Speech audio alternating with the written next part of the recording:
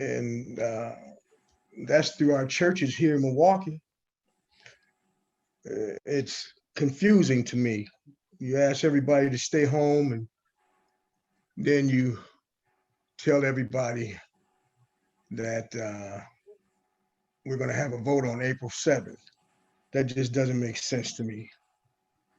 This year, voters across the country will elect leaders up and down the ballot who, will fight for our community. But our communities don't get to make the decision on who those people are. Every person in Wisconsin should feel safe when they cast their ballot. And right now, residents across the state have voiced their concern and showing up in person while our government works to mitigate the coronavirus outbreak, including those who prefer to vote in person or who uh, limited have limited access to the voting. Now, me myself, there's no way I can go out and do anything. First of all, I don't even have the strength to do that. I don't have the strength to go out and vote, all those things. And if there's others out here just like me, it's a shame that we get disregarded. The COVID-19 story right now is that I'm speaking to you from quarantine as a recently tested positive person. A few weeks ago, I took a test and I was just so devastated when they told me that I had this virus. And this virus is very, very, oh, wow. I can't even explain to you how bad it is. A few weeks ago, I was ready to knock down walls and move mountains.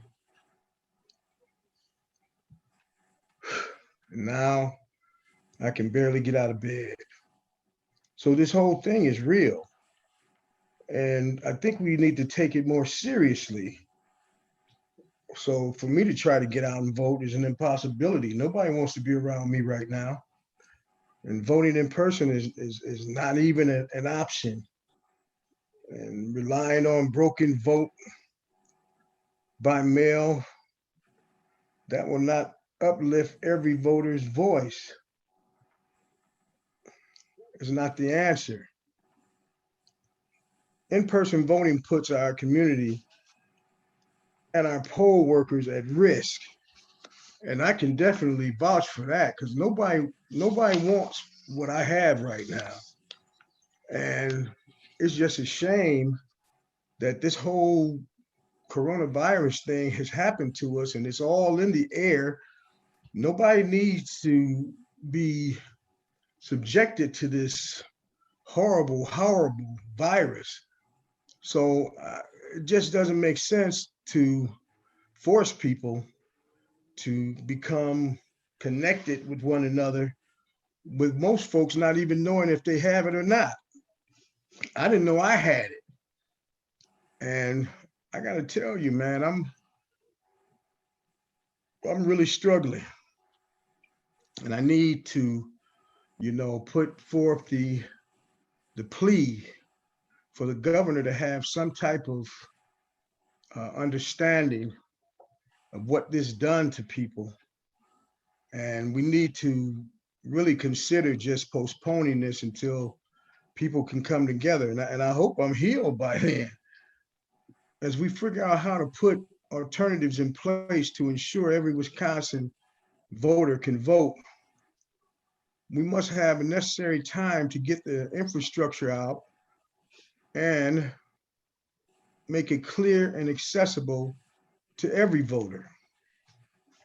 It's already difficult trying to get people in my neighborhood to come out and vote because we don't think our vote really counts.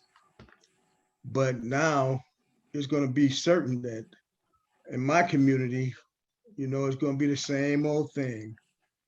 They're doing all this because they don't want us to vote. And that is so incredibly heartbreaking. Other leaders are with us. Milwaukee Mayor Tom Baird and other Wisconsin leaders have called on the governor to delay. And this is not something we do lightly, but in times of national emergency, we must act to protect the health of community and the health of our democracy.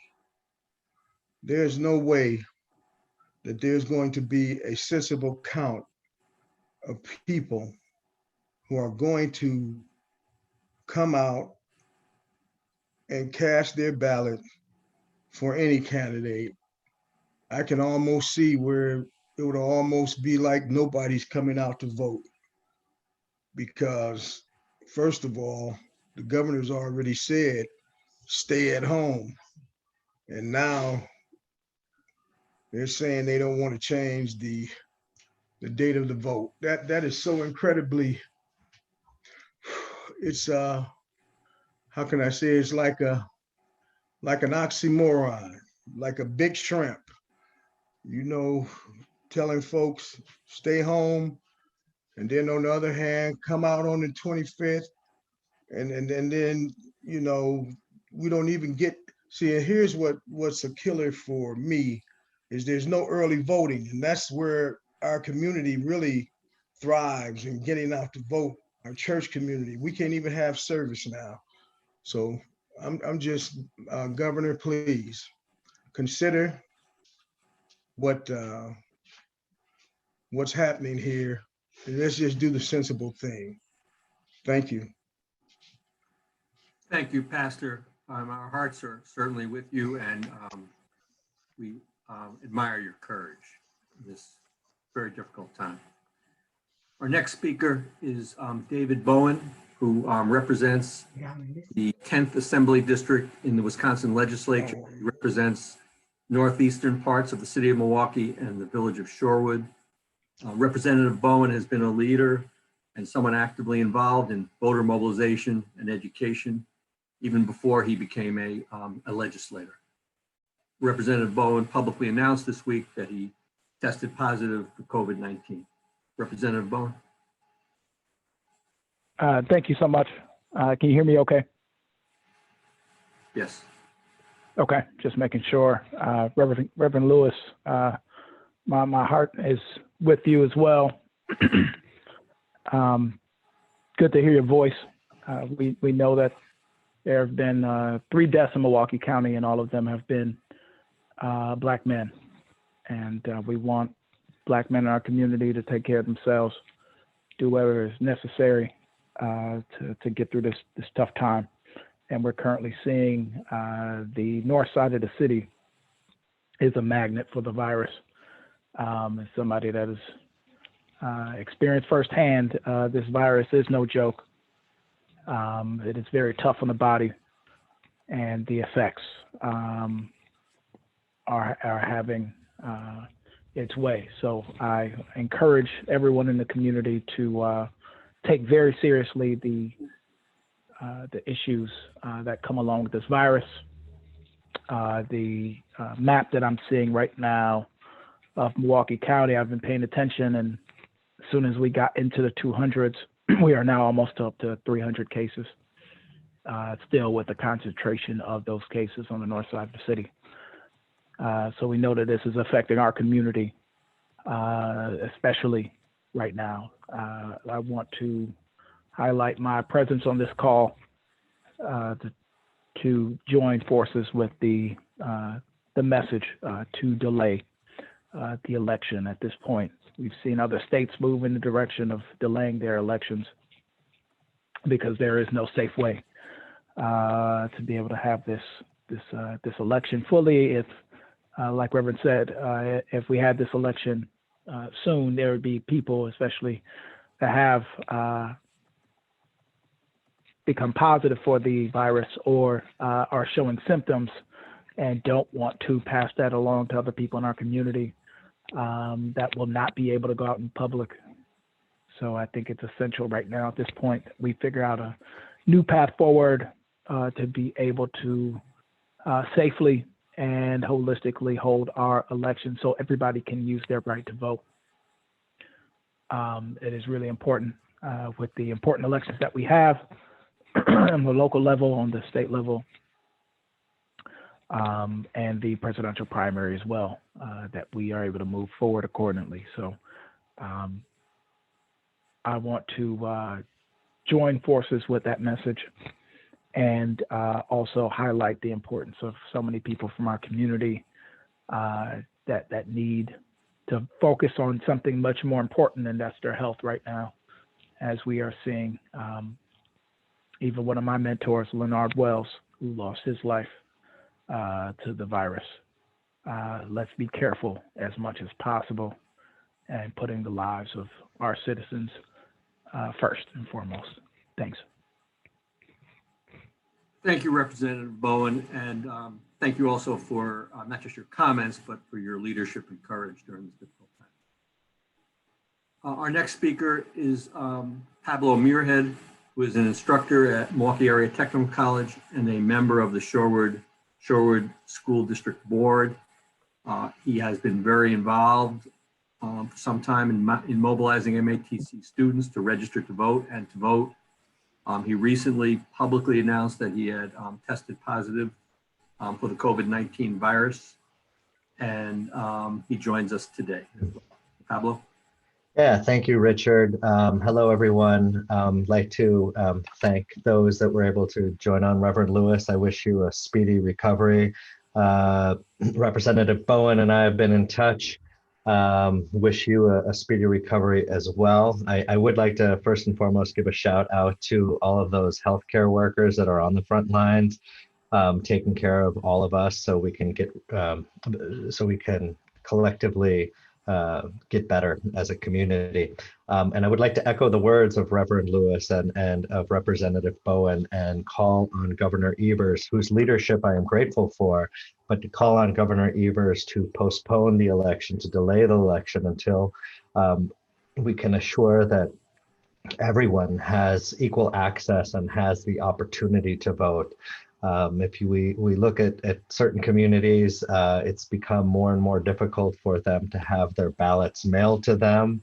I'm particularly concerned about many of my own students who move every, maybe their residence changes more frequently than those in other areas, and that causes getting the ballot sent to their homes to be that much more challenging. I think that's something we need to pay attention to. And one thing that I haven't heard discussed anywhere else, but that is also probably because I've been so focused on my own family's getting better from our positive test for the COVID, has been, what about the homeless?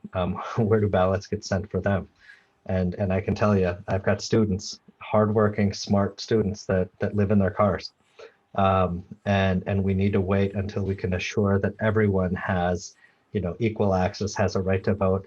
Sadly, in our country, voter mobilization has become so critically important because there's so many forces that make voting incredibly difficult to happen. It's become, it's not only a right, but it's become really a privilege for folks to be able to vote. That's why those voter mobilization efforts, which have come to a grinding halt for obvious reasons, need to be able to, we need to have some time to be able to ensure that everyone can vote. And from a practical standpoint, I look at the poll workers in my community, and most of them are folks that are a little bit older, perhaps more vulnerable.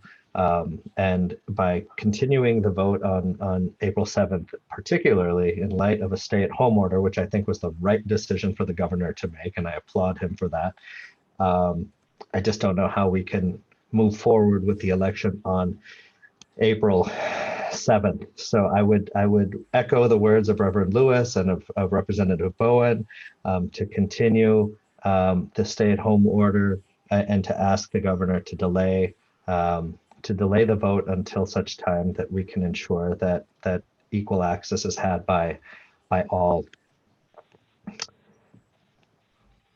So I think that's all I've got for you right now. I can wait until there's questions, but yeah, thank you, Richard, for facilitating this discussion.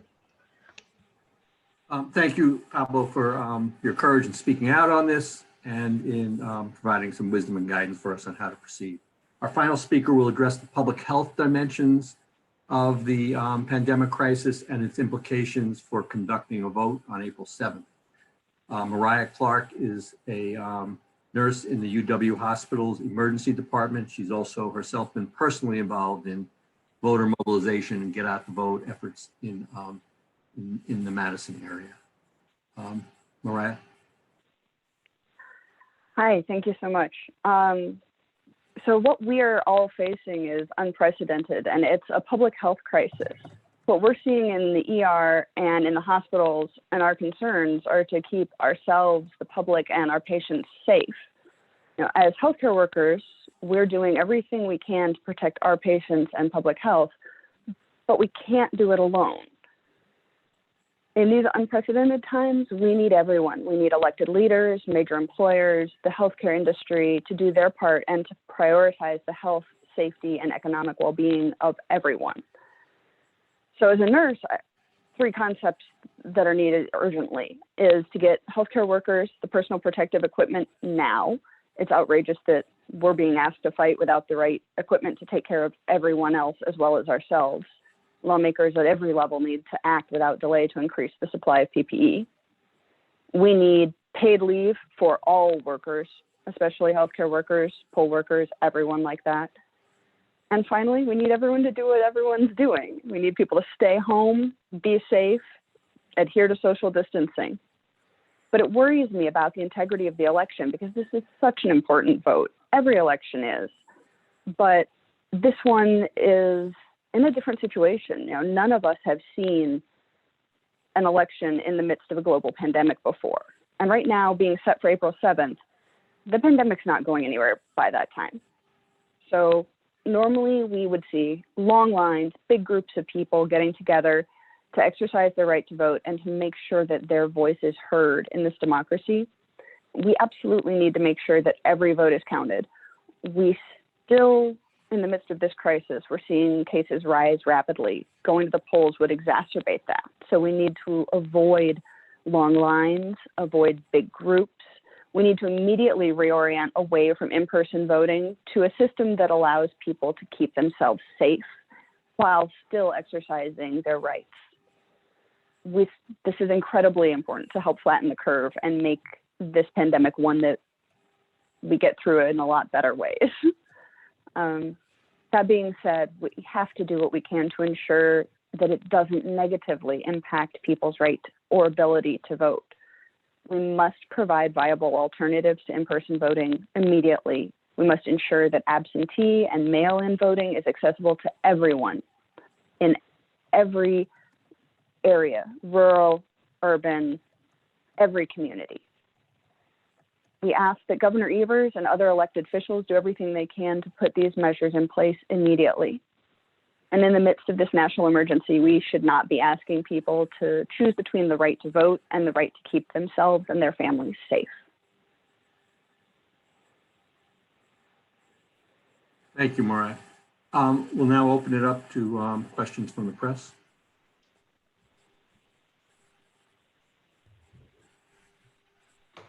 Just need to take some folks off mute.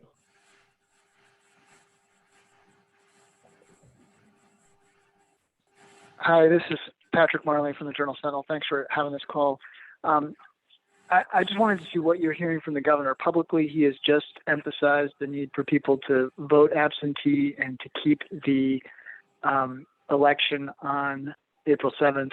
Have you, in your talks with him, to whatever extent you may have had them, has he shown any openness to delaying this or making this a mail-only election from what you can tell? Well, all we know is what the governor has said publicly, and he continues to encourage voters to cast absentee ballots. He has not formally canceled the April 7th in-person election. We do believe that will be a de facto occurrence that's going to occur because virtually every municipality is finding it impossible to recruit and field poll workers to staff the 6,000 or so polling wards that exist across the state. So at this juncture, we have no reason to believe that Governor Evers is intending to issue, and we hope he does, but and he hasn't told us that he will. Some of the groups that are involved in organized solicited polls and other groups that are involved in convening this press conference and the press conference that we had yesterday are intending to, contemplating and preparing some kind of legal action to ensure that the April 7th election is postponed and that there are opportunities, meaningful opportunities for people to vote absentee or if possible in person beyond the April 7th date. And we are likely to pursue some type of legal And so course of action for if you do file a lawsuit, would that be looking to delay it and make it mail only, or how would you? What's the remedy that collectively you see as the best solution? Our remedy would be first postpone the April 7th in person. Two, allow absentee balloting to continue to proceed for a reasonable period of time. We believe June 2nd is a date that other states have adopted as a date by which to extend the election and to relax some of the standards and requirements for absentee balloting that are currently in place that make it very difficult during the COVID-19 pandemic, such as the witness requirement, the photo ID requirement, and the ID requirement for proof of registration as well. And if possible, if it's possible, I mean, we need to rely on health experts for this. If possible, that a date for in-person voting be rescheduled as well. I'm sorry, I didn't understand that last part. What if possible, what were you saying about in-person voting? If possible, based upon the advice of health experts, that a date for in-person voting be rescheduled as well within that period. I understand. Okay. And when do you think you'll make a decision on whether to sue? We're in active preparations right now, and we expect to do something hopefully within, the very near future. Very near future. Okay.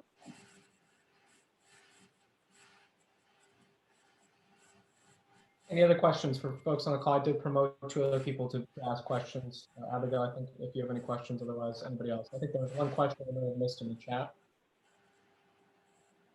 Yes, hi, Abigail Becker with the Cap Times. Thanks for holding this call. I think you all touched on this, but I wanted to ask just more directly, in your opinions, why might, a mail-in only election be insufficient? Why would an absentee ballot be insufficient? Exactly. Yep. I mean, is that not